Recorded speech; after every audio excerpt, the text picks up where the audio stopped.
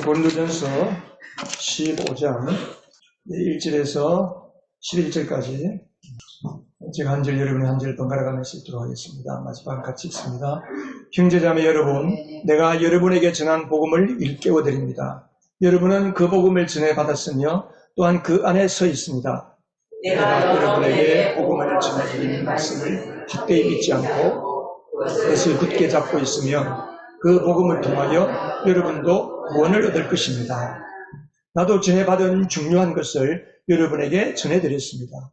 그것은 곧 그리스도께서 성경대로 우리를 위하여 죽으셨다는 것과 무덤에 묻히셨다는 것과 성경대로 사흘날에 살아나셨다는 것과 게바에게 나타나시고 다음에 12제자에게 나타나셨다고 하는 것입니다. 그 위에 그리스도께서는 한 분의 믿음이 없는 형제 자매들에게 나타나셨는데 그 가운데 들으는 세상을 떠났지만 타수는 지금도 살아있습니다. 그 다음에 야고보에게 나타나시고 그 다음에 모든 사도들에게 나타나셨습니다. 그런데 맨 나중에 날이 차지 못하여 난 자와 같은 나에게도 나타나셨습니다. 나는 사도들 가운데 가장 작은 사도입니다. 나는 사도라고 불릴 만한 자격도 없습니다. 그것은 내가 하나님의 교회를 박해하였기 때문입니다. 그러나 나는 하나님의 은혜로 오늘 내가 되었습니다. 나에게 베풀어 주신 하나님의 은혜는 헛되지 않습니다. 나는 사도들 가운데 어느 누구보다도 더 열심히 일하였습니다. 그러나 이렇게 한 것은 내가 아니라 나와 함께 하신 하나님의 은혜입니다. 그러므로 나나 그들이나 할 것 없이 우리는 이렇게 전파하고 믿었으며 여러분은 이렇게 믿었습니다. 아멘. 여러분이 살아가시면서 삶마다 힘들어하는 게 있잖아요. 사람이 살면서 무엇 때문에 또 실망이 됩니까?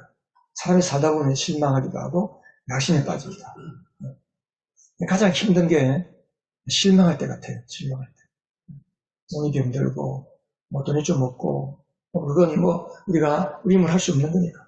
그런데 실망하고 낙심하고 좌절하고 절망에 빠지는 거. 그래서 키에르케고르라고 하는 철학자는 절망은 죽음에 이르는 병이다 그랬어요. 여러분은 언제 절망하십니까? 목사는 언제 가장 힘들어할 것 같아요? 언제 가장 허탈해할 것 같습니까? 저도 최근에 너무 힘든 적이 있어요. 한 달 동안 힘들어서 허탈하고 에너지가 다 빠지고 잠도 못 자고 그런 적이 있었어요. 오늘 바울이 이런 마음으로 고린도 편지를 쓰고 있는, 고린도 교회에게 편지를 쓰고 있는 겁니다.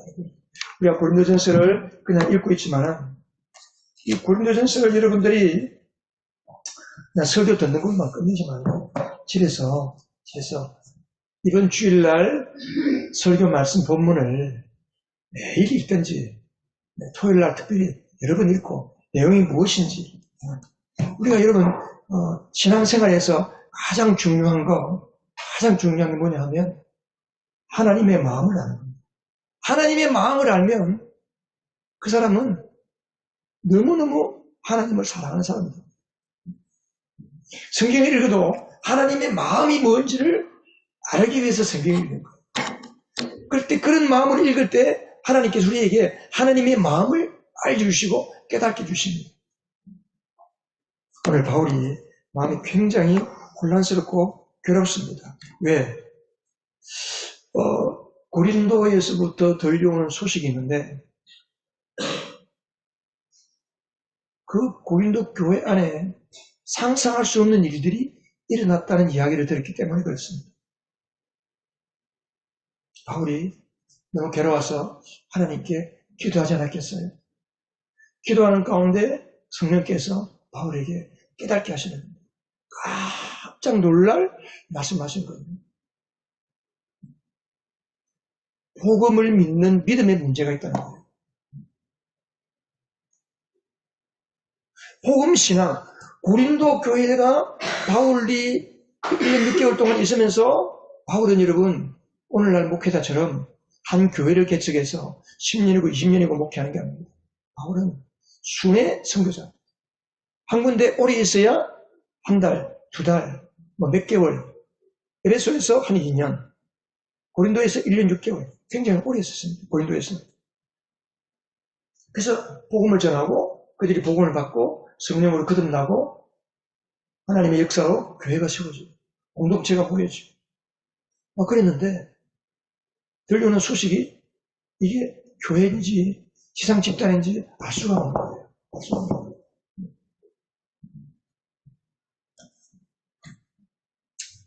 그래서 바울이 복음을 다시 확인해야 되겠구나.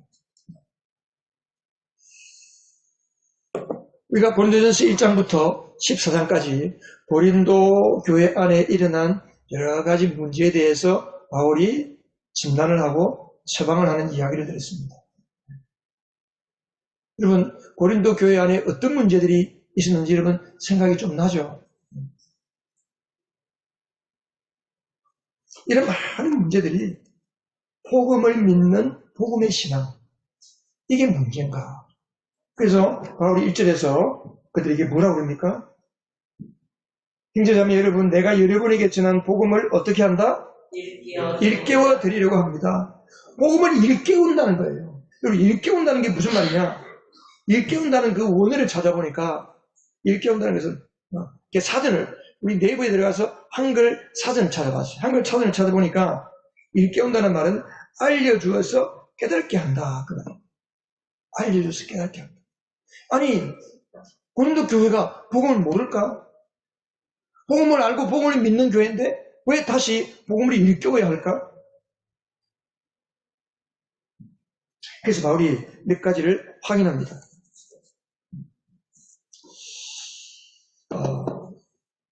바울이 1절에 보면, 1절과 2절에서 보면 무엇을 지금 확인하고 있습니까? 몇 가지를 확인하는데 첫 번째는 내가 너희들을 향해서 복음을 전했다. 내가 너희들을 향해서 복음을 전했기 때문에 교회가 세워진 거 아니냐.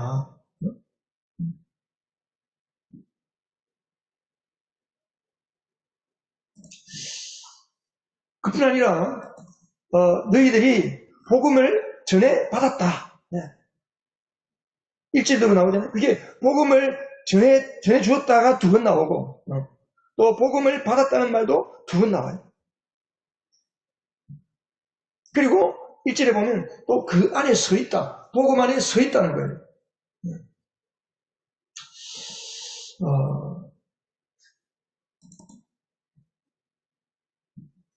2절에 보면 바울이 그러면서 무슨 이야기를 하냐면, 자, 2절에 보면 내가 전해드린 말씀을, 복음이죠. 복음의 말씀을 헛되이 믿지 않고 그것을 굳게 잡고 있으면, 바울이 지금 무슨 이야기를 하냐면, 지금 바울이 전한 복음을 헛되이 믿는 것에 대한 이야기를 하는 거예요. 그들이 복음을 헛되이 믿는다. 그리고 복음을 굳게 잡고 있으면, 그러니까 이 말 속에 무슨 뉘앙스가 있어요? 그들은 지금 복음을 믿긴 한데 헛되이 믿는다는 거예요. 복음을 굳게 잡고 있지 못하다는 이야기죠. 바울이 왜 이런 말을 하고 있을까요? 아까도 그랬잖아요. 바울이 고린도 교회에서 들려오는 소식을 듣는데 마음이 너무 괴로운 거예요. 자기의 목숨을 다해서 바울이 처음에 고린도에 도착했을 때는 너무 마음이 두렵고 떨렸어요. 너무 많은 핍박과 자기를 반대하고 박해하는 유대인들이 자기를 죽이려고 하기 때문에 그리스 위쪽에 그 데살로니가 지역으로부터 피신하듯이 야간 도주하듯이 제자들이 바울을 배에 태워서 아테네로 보내고 철학의 도시 아테네에서도 복음을 전했는데 사람들이 반응도 없고 그래서 낙심해서 그래서 다시 고린도에 왔어요. 두렵고 떨렸어요. 그런데 주님께서 두려워하지 말라. 담대해라. 이 성 안에 믿는 자들이 내 백성이 많다. 이 성 안에 복음을 듣고 내 백성이 될 자들이 많다. 담대하라. 그래서 오직 바울은 담대하게 하나님만 의지하고 성령을 의지하고 복음을 전했습니다. 그래서 세워진 교회가 고린도 교회예요. 그런데 그 소식을 지금 교회 안에 들어오는 소식을 들으니까 마음이 혼란스럽고 분명히 그리스도의 몸인 교회가 세워졌는데 어째서 고린도 성도들이 지금 이렇게 살고 있을까? 낙심을 넘어서 바울이 분노하고 있어. 화를 내고 있어. 바울이 고린도전서에 보면 사실 우리가 글을 읽어서 그런데 그 바울의 마음에는 굉장히 고린도 성도들을 책망하거나 화가 난 투로 지금 쓰는 내용들이 많습니다. 그래서 나중에 고린도 후서 두 번째 편지를 쓸 때는 바울이 첫 번째 편지를 쓰고 난 뒤에 성령이 감동돼서 쓰긴 썼는데 바울이 인간적으로 생각하니까 참 마음이 아픈 거예요. 그래서 다시 편지를 쓰면서 그들 위로하는 편지를 고린도 후서 두 번째 편지를 쓴 게 고린도 후서입니다. 바울이 왜 낙심하고 바울이 화를 내고 바울이 절망스럽게 생각했을까요? 자, 여러분 고린도 교회를 한번 생각해 보세요. 고린도 교회는 자 제일 먼저 나온 문제가 뭐예요? 여러분 한번 기억을 한번 더듬어 보세요. 자, 고린도전서 복습. 자, 고린도전서에 제일 먼저 바울이 언급한 문제가 뭐였습니까? 응? 우상 문제를 언급했어요. 제일 먼저 바울이 제일 먼저 어떤 문제를 언급했어요? 1장에서 3장 4절까지 파가 나눠진 거야. 파가 나는 바울파, 나는 베드로파, 나는 그리스도파, 나는 베드로파. 교회가 쪼개진 거예요. 끼리끼리 노는, 요즘 말로 끼리끼리 노는 교회가 됐던 거예요. 그뿐입니까? 교회가 세상 사람들도 하지 않는 표륜적인 음행을 저지르고 있는데 교회 안에 그런 일이 일어나고 있는데 성도들은 그것에 대해서 묵인하지를 않나. 또 공동체 안에서 교인들 사이에서 성도의 돈을 속에서 뺏는 사람이 있지 않나. 그래서 억울해서 세상 법정에다가 고소하는 일이 일어나지 않나.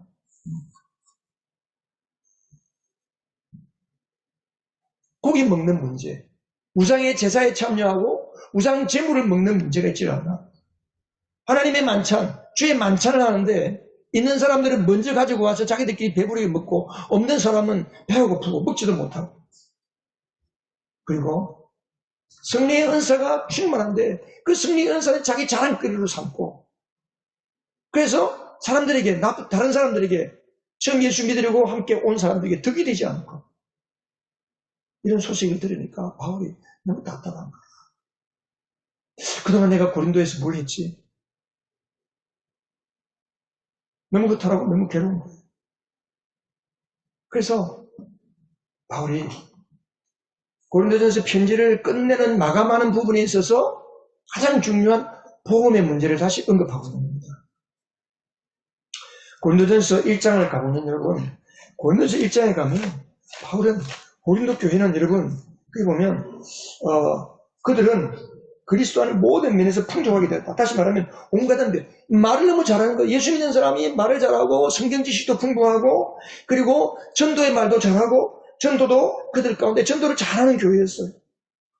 그리고 무엇보다 영적 은사가 부족한 게 없어요. 귀신도 내어줬고 어떤 사람이 기도하면 병도 고쳐지고 방언도 하고 방언 통역도 하고 예언도 하고 많은 은사가 나타났습니다. 무엇보다도 예수님이 재림을 기다리는 신앙의 견고했습니다.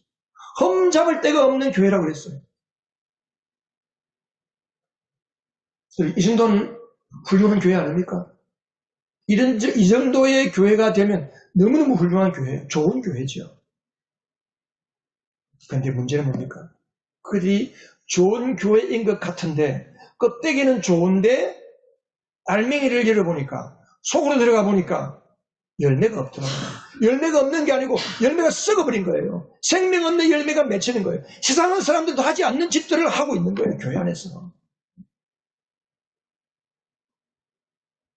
그 고린도 공동체 안에 있는 성도들이 그렇게 살았다는 거예요. 여러분, 우리 교회는 어떻습니까, 여러분?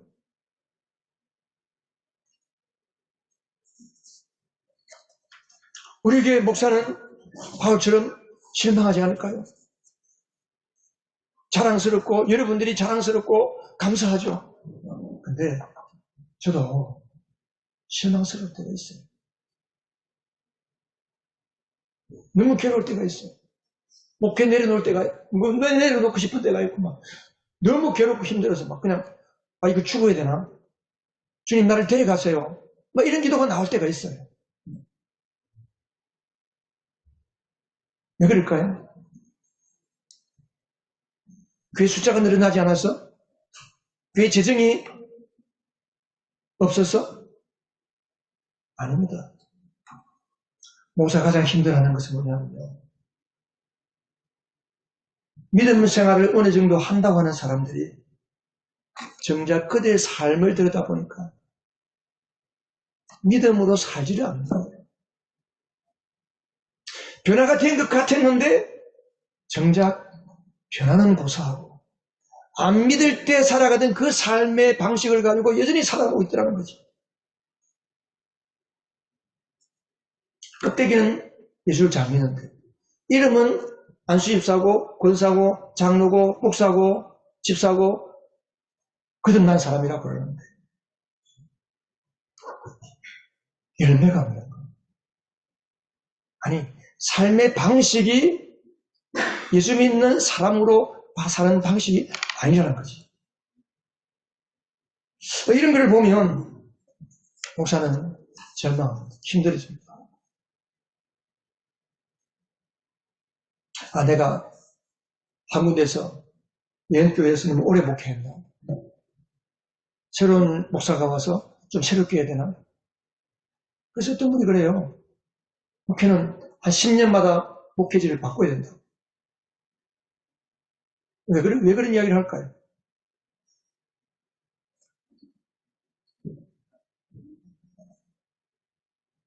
결국 여러분, 우리 교회도 마찬가지입니다. 우리 교회 문제도 여러분이 열심히 없는 게 아니고, 열심의 문제가 아니고, 헌금의 문제가 아니고,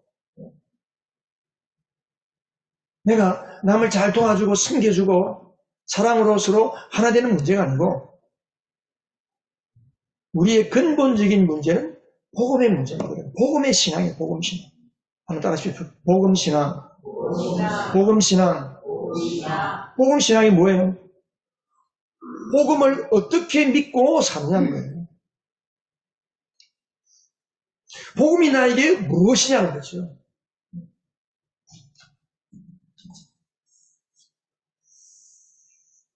사람들이 흔히 그러잖아요. 노는 물 이야기합니다. 제가 며칠 전에 이제 차를 타고 오다가 보니까 우리 이 집에서 좀 나와서 이제 교회를 올라오면 사거리가 있는데 그 사거리 신호 대기하고 있는데 앞에 어떤 병원이 있어요. 피부과가 생겼는데 그 피부과 이름이 탁 눈에 들어오다가 너무 이름이 이뻐요. 근데 그 이름을 탁 보는 순간에 옛날에 우리가 청년 때 80년대 초에 그 해바라기가 불렀던 그 가요 가사하고 우리 그 병원 이름하고 딱 오버랩이 되더라고.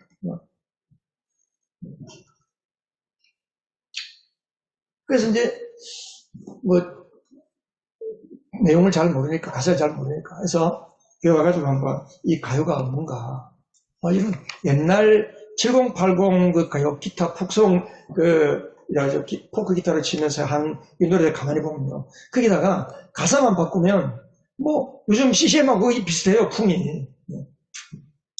그래서 한번 찾아보니까 찾아보다가 무슨 생각이냐면 그게 누가 부른 거냐면 김호중이 부르더라고요. 김호중. 그대 내게 행복을 주는 사람. 그게더라고요. 근데 이제 그걸 같이 집사람한테 이야기했더니 이제 뭔 이야기하다 그런 이야기 나왔어요. 뭐 어디 요즘 트롯 뭐 텔레비전에서 그런 프로그램 있잖아요. 그게 나와서 뭐 우승을 했는지 뭐 이렇게 하는지 영화도 있잖아요. 영화. 그 이야기 하다가 그 트롯 가수들 나와가지고 경연대회 했는데 지금 가장 많이 뜨는 어떤 뭐 가수보다 더 노래를 잘하는 사람이 있는데 자기가 과거에 학교 다닐 때에 생활했던 살았던 것 때문에 그게 다 드러나서 결국은 출연도 못하고 가수 생활을 뭐 하는지 안 하는지 모르지만 사라진 사람들이 많이 있잖아요.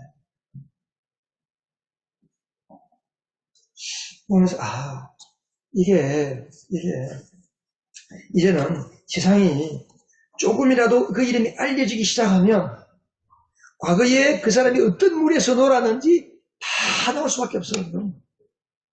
요즘 여러분 챗GPT. 챗GPT에다가 검색을 해보세요. 김홍일은 어떤 사람입니까?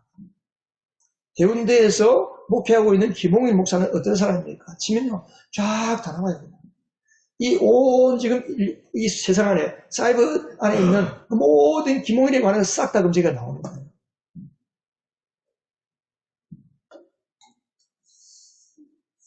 결국은 내가 어떤 물에서 놀았느냐, 어떤 물에서 노느냐가 그 사람의 삶의 방식이기 때문에 그렇습니다.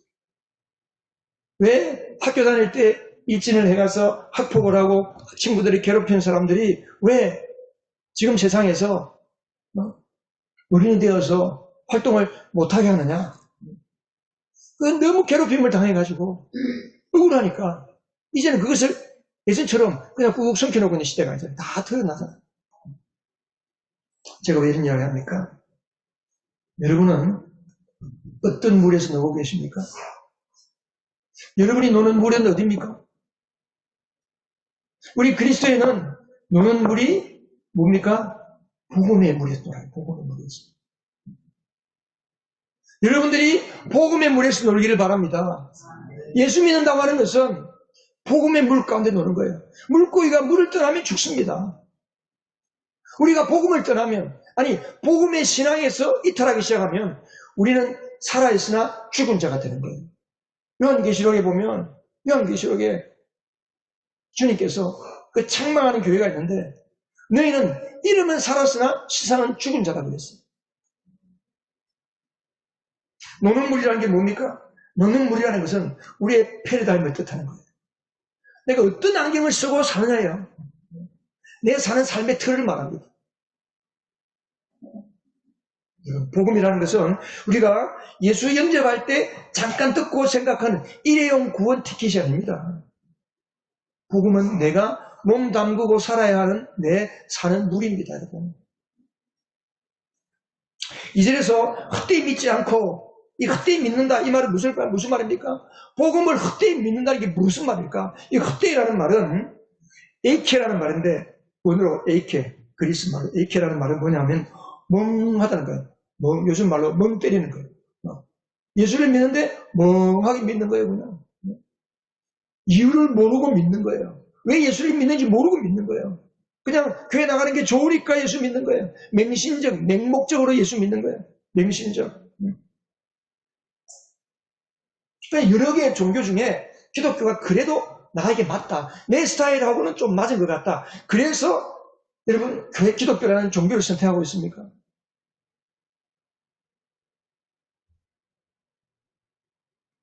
여러분 복음은 기독교 신앙의 기초이자 골조입니다. 건물이 골조가 튼튼하지 못하면 무너지잖아요. 이게 뭔지 아세요?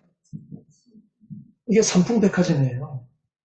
1986년도 이게 이 건물이 서초동 지금 윤석열 대통령이 살고 있는 그 무슨 아파트 있죠. 이게 무너지고 그 자리에다 그 아파트를 지은 거예요. 서초동 서울 강남의 가장 한복판에다가 그 삼풍백화점 이때만 해도 백화점 그렇게 롯데 신세계 백화점밖에 없는 시대입니다. 어마어마하게 그 강남에 있는 부자들을 끌어들이기 위해서 엄청난 광고를 하고 화렵게 만드는 백화점이에요. 근데 백화점이 갑자기 천정에서 물이 새기 시작하더니 붕괴되는데 걸린 시간이 얼마인 줄 아세요? 5분 만에 이 건물이 이렇게 됐어요. 왜 이렇게 됐습니까?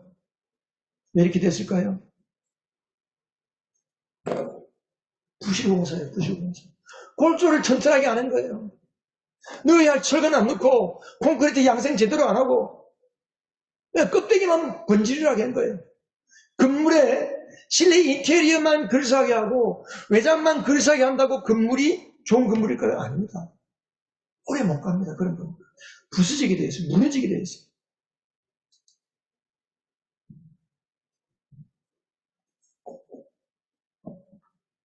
복음은 로마서 1장 16절에 보면 모든 믿는 사람에게 주시는 구원을 주시는 하나님의 능력이다. 모든 믿는 사람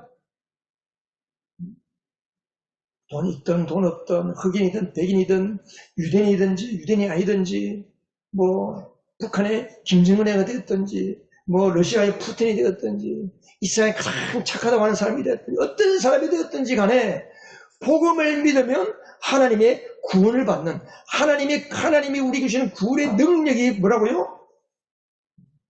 그게 복음이라는 거예요. 복음. 여러분 오늘날 한국교회가 세상으로부터 손가락질 받는 이유가 뭡니까? 교회가 착하게 못 살아서?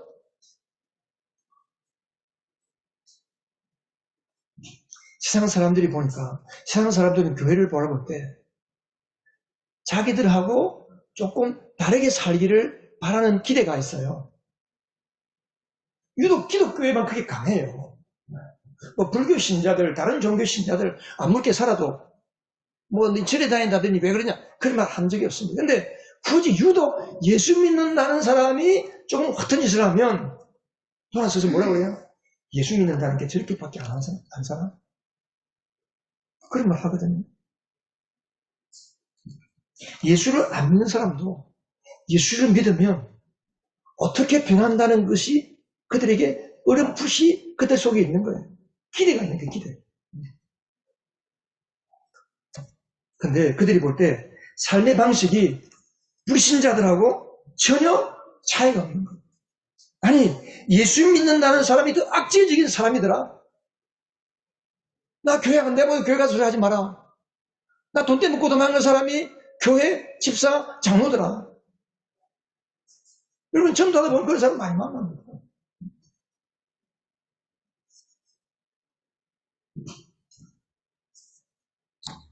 여러분 그렇다면 우리도 복음을 일깨워야 됩니다.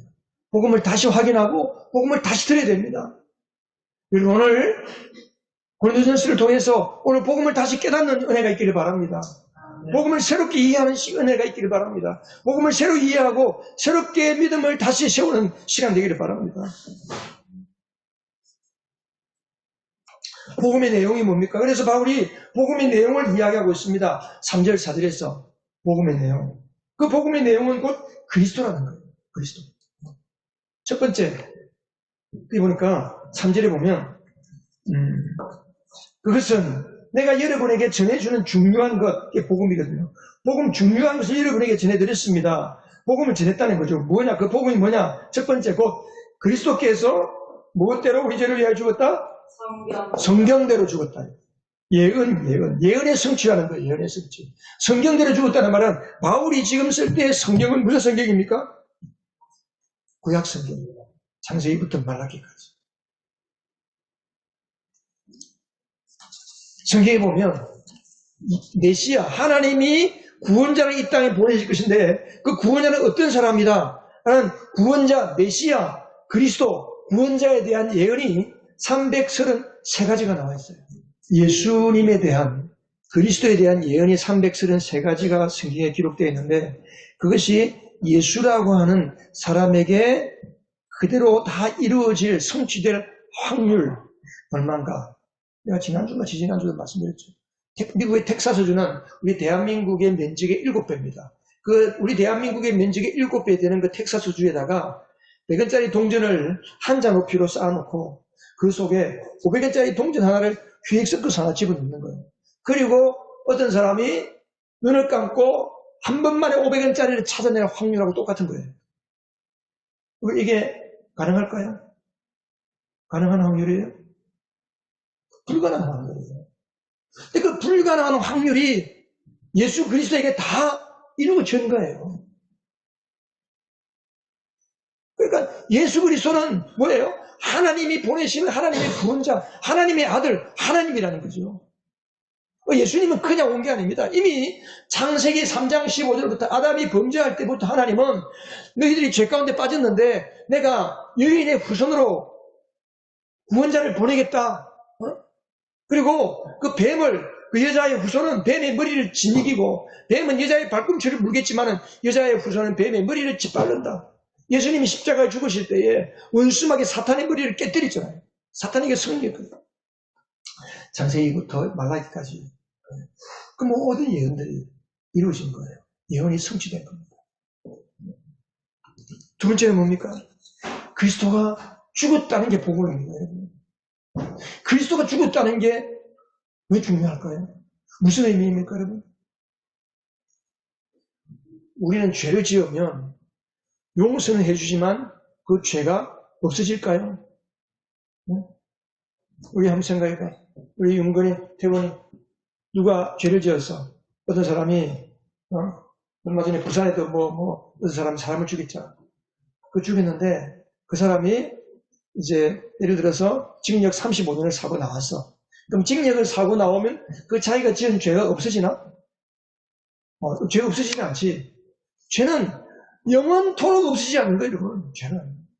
우리가 지은 인생의 가장 큰 문제가 뭡니까? 그래서 성경은, 하나님은 우리가 착하게 못 살고 그렇게 못 사는 게 문제셔야 하는 거 아닙니까? 죄가 문제예요, 죄. 나의 죄.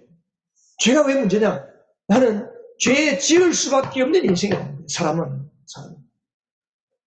근데 그 죄를 예수님께 다 짊어지고 예수님이 나를 대신해서 십자가에 죽으셨다는 거예요. 죽으셨다는 거예요. 그래서 아까 불렀잖아요. 그만 십자가 붙들고 사겠다고. 십자가에서 내 모든 죄를 예수님이 죄의 무거운 짐을 내 평생을 짊어지고 가야 할 그 죄 짐을 떼어서 예수 그리스도에게 맡긴 거예요.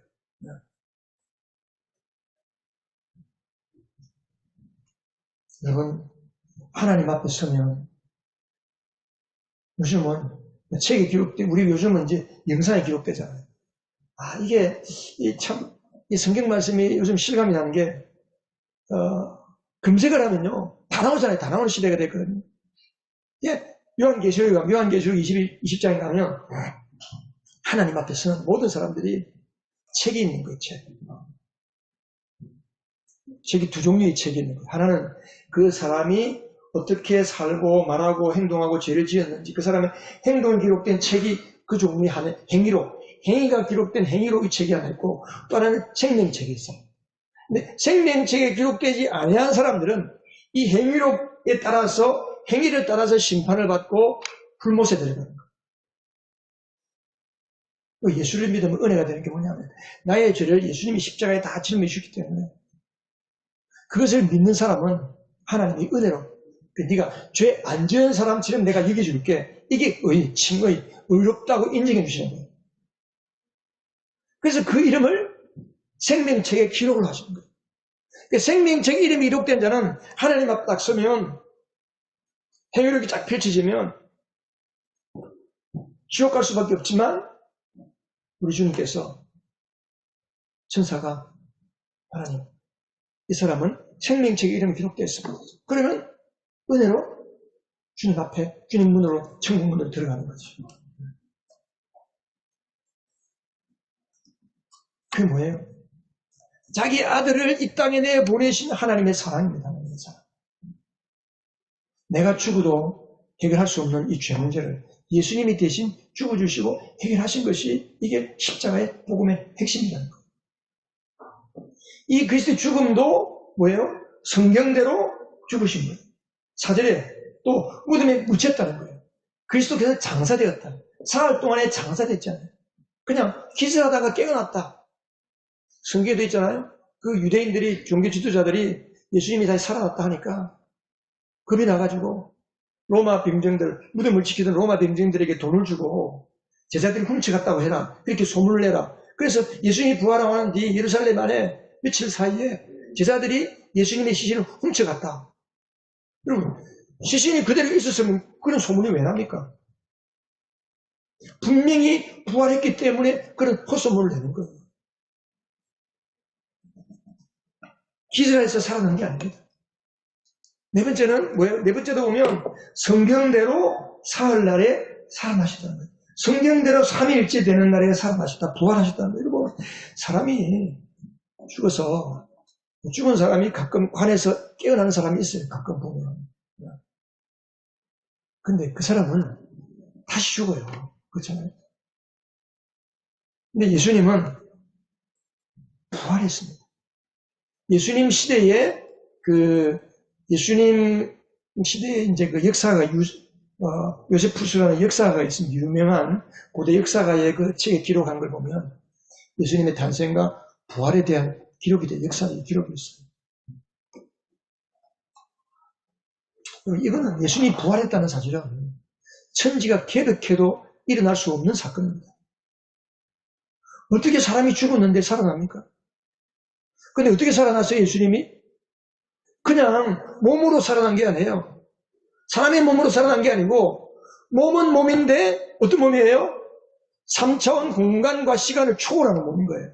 제자들이 무서워서 문을 꽁꽁 걸어 잠그고 있는데 예수님이 짠 하고 나타난 거예요.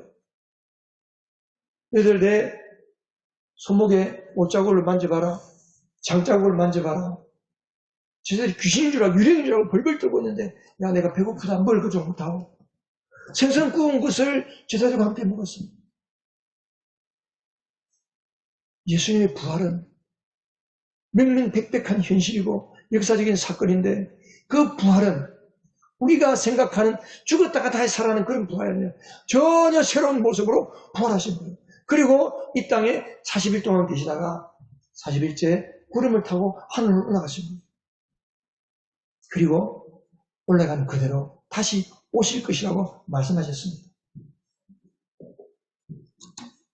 이게 복음이에요, 복음.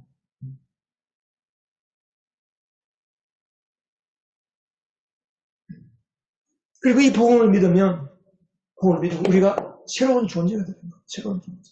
고린도후서 우리가 고린도전서 6장 17절에도 봤잖아요. 주와 합하는 자, 예수 그리스도를 믿으면 내 안에 성령이 오시는데 하나님의 영, 예수의 영, 성령이 오시는데 내 영, 죽어있는 내 영, 어둡고 죄지을 수밖에 없는 내 영혼과 하나님의 성령이 하나가 되어주시는 거예요. 내 믿음 하나 보시고. 그래서 나의 영을 하나님의 영처럼 완전히 하나가 되어주시는 거예요. 내 죽어가는 생명이 바뀌어지고 사라지고 하나님의 생명이 내 안에 들어오게 되는 거죠. 그리고 다섯 번째, 뭘 이야기합니까? 5절부터 8절까지 보면 나타났다는 거예요.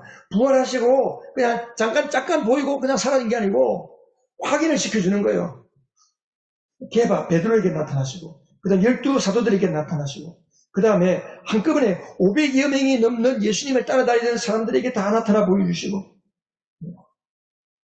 근데 그들이 바울이 고린도전서 편지를 쓰고 있는 이때 당시에 그 예수님을 본 많은 사람들이 살아있는 시대, 살아있다는 거예요. 그러니까 예수님의 부활을 목격하고 심지어 사도 요한 1서에 보면 우리가 그분을 그 생명을 눈으로 만졌고 지켜보았고 손으로 만졌고 눈으로 보았고 함께 먹고 마셨다고 기록했어요.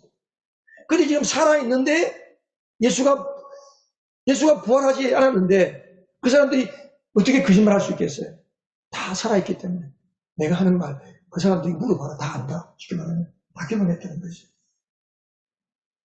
7절에 보면 야고보에 나타나시고 나에게 달이 차서 7분이 8분이 같은 나에게도 부활하신 주님이 나타나셨다. 그런 뜻입니다. 이 나타났다는 게 왜 중요합니까? 확실한 증거라는 거예요. 왜 확실한 증거입니까? 여러분, 예수님을 따라다니는데 12제자들이 어떻게 했는 줄 아세요? 예수님이 십자가에 죽으시기 위해서 체포당할 때, 감림산 올리브산에서 예수님께서 마지막으로 기도하고 있을 때에 가룟 유다가 부인들과 성경 경비대원들을 데리고 예수님을 체포로 하고 왔을 때 다 도망갔잖아. 다 헛짓했어요. 예수 안 믿는 척 했어요. 예수를 안 믿는 척 했어요. 베드로는 예수님이 제자가 아닌 척 했어요. 근데 그들이 어느 날 확 바뀐 거예요. 목숨을 걸고 예수의 부활만을 정하는 거예요. 여러분 사도행전 읽어보세요. 사도행전 읽으면 뭐 예수님이 구원자입니다. 예수를 믿으면 인생이 복받습니다. 예수 믿고 복받습니다. 예수 믿으면 건강해집니다. 여러분 그딴 소리 안 했어요. 그건 복음도 안 해요. 그건. 요즘 뭐라고 내 옛날에 학교 다닐 때 어떤 그 학생이 자기는 교회를 예수 믿으면 세상에서 복받고 천국 가는 교회, 그래서 세복천 교회라고 이름을 지은답니다.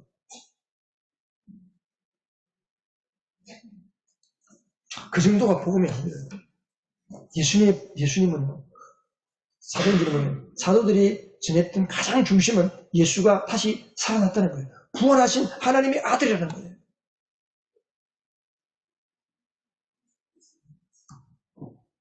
복음신앙이 뭡니까? 복음신앙. 그 복음, 죽으시고 부활하시고 성경의 예언대로 기록한 그 그리스도가 이 땅에 오셔서 그분이 복음이 진 그 예수 그리스도가 나와 어떤 관계가 있는가? 그 복음이 내 안에 들어오시고 그 복음 대신 예수 그리스도가 내 안에 오시고 나의 삶을 새롭게 변화시켜 주시고 내 삶, 나의 인생 자체를 완전히 바꿔버린 그것을 믿는 것. 그래서 그 안에 사는 것. 예수와 내와 어떤 관계가 있는가? 그 복음을 내가 어떻게 생각하고 어떻게 받아들이고 어떻게 믿고 있는가? 이게 복음신앙이에요. 복음신앙. 그래서 사면 복권되잖아요. 원래 하나님이 사람을 만들 때 하나님의 아들들로 하나님의 자녀로 만들었어요.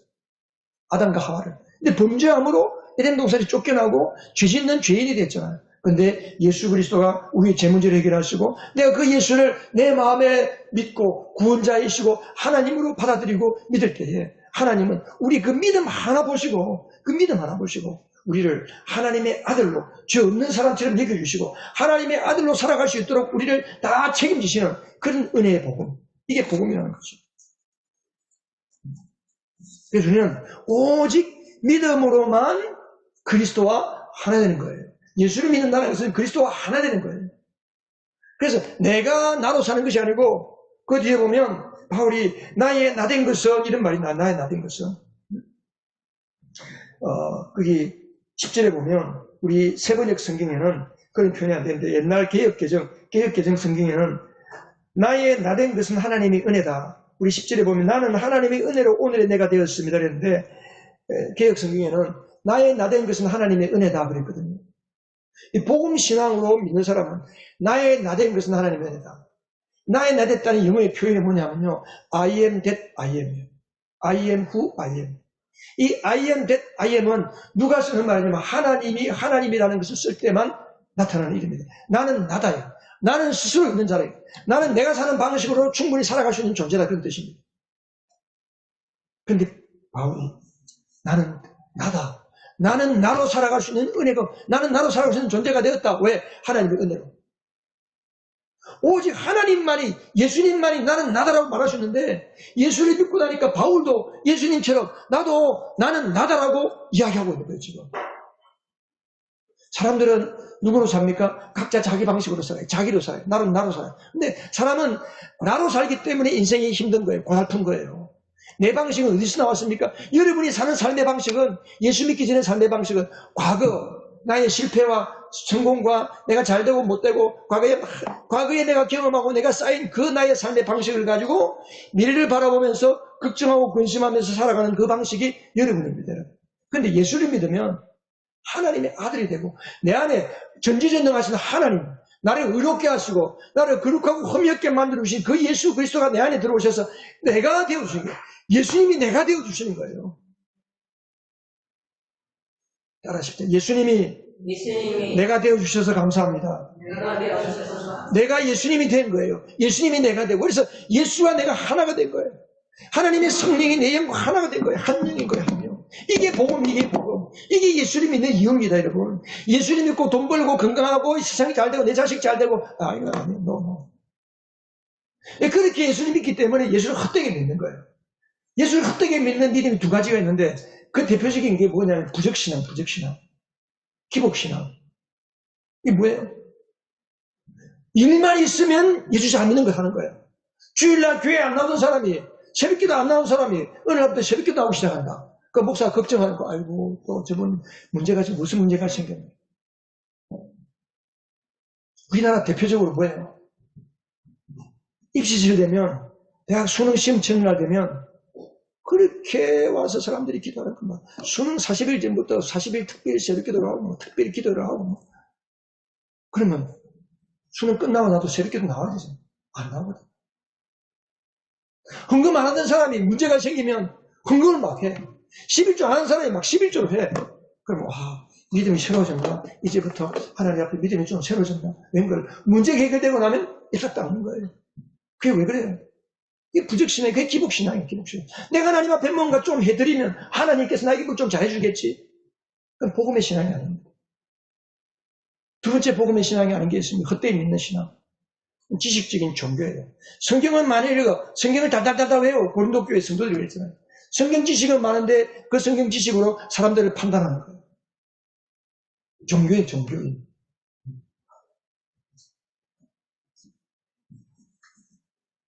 여러분, 여러분의 신앙이 복음의 신앙입니까? 바라기는 우리의 영공동체 모두는, 이 자리에 앉아 계시는 우리 모두는 복음의 신앙을 갖기를 주님 여러분 축복합니다. 우리가 가진 믿음이 복음의 신앙인 줄 믿습니다. 여러분, 여러분의 믿음이 복음의 신앙이라는 증거가 뭡니까? 증거가 있어야 되잖아요. 내 믿음이 복음의 신앙이라 증거가 있어야 되잖아요.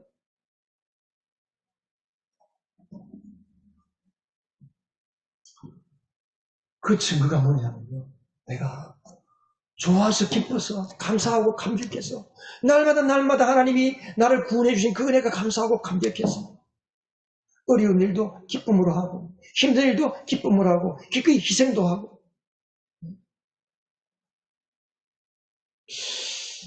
이제 집사람이 요즘 아파가지고 그렇잖아요. 근데 이제 쑥던기를 하거든요. 쑥던기. 제가 왜 쑥던기를 하냐면요, 그냥 뭐 쑥던 내지는 뭐 이렇게 부항 내지는 뭐가 좋다 뭐 맨발로 걷는 게 더 많은 사람들이 뭐 이렇게 이야기하잖아요. 네, 요즘 아내가 보니까 하루에 한 4시간, 하루에 한 4시간, 5시간, 한 6시간 정도를 쑥등을 하는 것 같아요. 왜 그렇게 할까? 그게 믿어지니까. 왜 믿어질까요?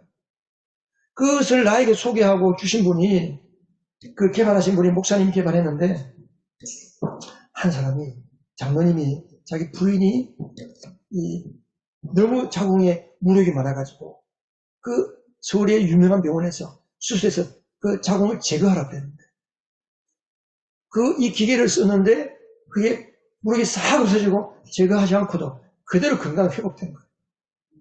어떤 사람이 암이었는데 그것을 하루에 8시간씩 숙점을 찌었더니 암이 싹 사라졌다는 거예요. 그래서 이거 진짜구나. 그러면 이 믿어지잖아요. 믿음이 가니까 믿어지니까 그래서 사용하거든요. 이것을 해가지고 나아졌다. 그럼 또 다른 사람이 소개할 거잖아요. 나아질지 안 나아질지는 몰라 지금. 그죠? 근데 나아진다는 것이 믿어지니까 사용하는 거예요. 근데 우리의 복음은 사용해봐 아직 몰라. 내가 천국 가야 될지 안 가야 될지 가보면 알아. 그런 복음이 아닙니다. 차원이라는 거예요. 이 세상에 복음하고 견줄로 말하는 것이 아무것도 없습니다. 오직 예수 그리스도의 복음만이 유일한 진리입니다. 유일한 생명입니다. 여러분들의 자녀를 살리고 여러분의 인생을 살리고 여러분의 삶을 살리는 유일한 하나님의 능력, 모든 사람에게 구원을 주시는 하나님의 능력이 이 복음인 줄 믿으시기 바랍니다. 헛된 것에 매여서 예배도 못 나오고 신앙도 못 지키고 헛된 것에 매여서 날마다 불안에 떠는 그런 내 주변의 많은 사람들을 위해서 우리가 어떻게 하고 있습니까? 내가 복음의 신앙을 믿는다면 그런 사람들이 가서 복음을 전해야 그 사람이 믿고 있는 증거예요. 증거. 나 혼자 잘 된다? 그건 복음을 만만 믿는 거예요.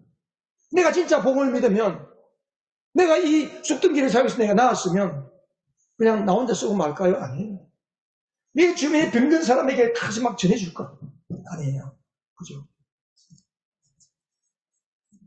여러분, 복음이신 그리스도를 만난 사람은 망연한 인생의 삶이 끝납니다. 더 이상 환경이나 형편에 따라서 옛사람의 사는 삶의 방식으로 예전에 자기가 놀던 무리에서 놀지 않습니다. 복음은 우리의 삶의 방식입니다. 복음은 우리의 삶의 시작이고 우리의 삶의 과정이고 우리의 삶의 열매이고 우리의 삶의 결론입니다. 성령 하나님이 이 시간에 복음이신 예수 그리스도가 믿어지는 은혜가 여러분들의 있기를 주님의 이름으로 축원합니다.